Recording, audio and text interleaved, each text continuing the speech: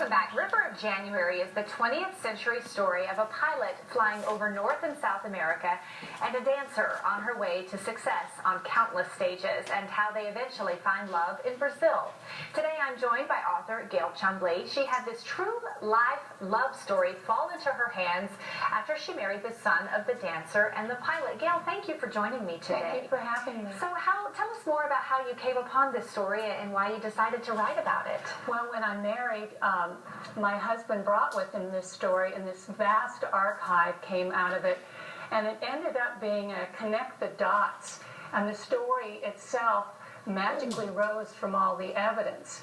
I am a historian, and it was such a gift to have all of this material fall into my lap so that I could write the book River of January. How did you come up with the title River of January? Well, in English, it's River of January. In Portuguese, it's Rio de Janeiro.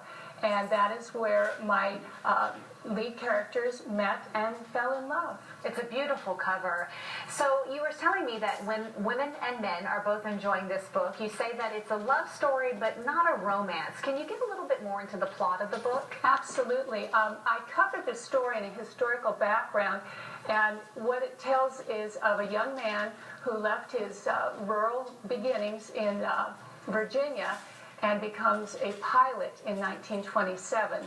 And men seem to enjoy the aviation portion of the story. They seem to like the adventure of learning to fly and then flying and moving on to the U.S. Navy and then into his own air race. And are these some of the family pictures there, Gail? That picture is the Lennon Palladium. That's my protagonist. She's with a vaudeville stage.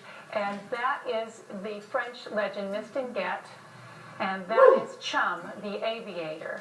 And that's Helen on the end in a Warner Brothers film called Women of All Nations. Oh, wow. Without giving too much away, did they quickly fall in love? Was it something that developed over time?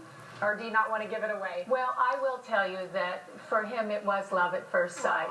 He was in the audience. She was performing at the Copacabana in Rio de Janeiro. Oh, I love it. I love it. So you kind of just, you were telling me that you classify this as creative nonfiction. In your words, what is the definition of creative nonfiction? Everything that occurs in this book actually happened. It's all true. For example, Helen, my female lead in the story, was playing in Brussels, Belgium, and she received a note backstage, just like an old black and white 30s movie. And the boy said in the letter that he wanted to give her these flowers as a memento.